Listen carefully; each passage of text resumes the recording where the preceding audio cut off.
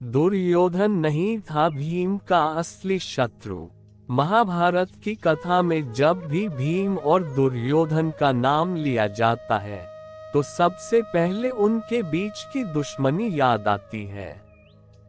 भीम ने दुर्योधन की जांघ तोड़कर उसका अंत किया था, लेकिन यदि गहराई से देखा जाए तो दुर्योधन वास्तव में भीम का असली शत्रु नहीं था। भीम का बचपन और अपमान। पांडव जब छोटे थे तो कौरवों ने उन्हें बार बार अपमानित किया। दुर्योधन ने तो कई बार भीम को विष देकर मारने की कोशिश की, मगर भीम बार बार बच निकला।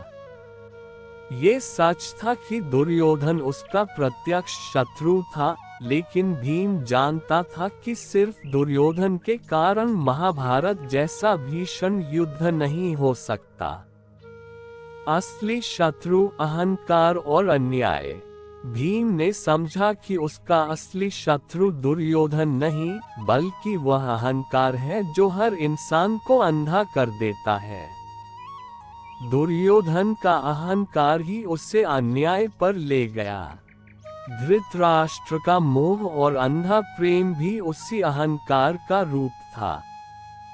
शकुनी की कपट बुद्धि भी उसी अन्याय को हवा देती रही। भीम का वास्तविक युद्ध दुर्योधन से नहीं, बल्कि उस अन्याय, कपट और अहंकार से था जिसने पूरे कुरुवंश को विनाश के मार्ग पर धकेल दिया।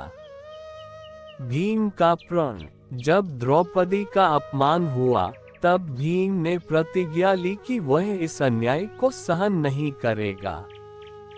उसने प्रतिज्ञा की कि दुर्योधन का घमंड तोड़ेगा, दुशासन का रक्त पिएगा और अधर्म की जड़ को उखाड़ फेंकेगा। शिक्षा। महाभारत हमें ये सिखाता है कि जीवन में हमारा असली शत्रु कोई व्यक्ति नहीं होता।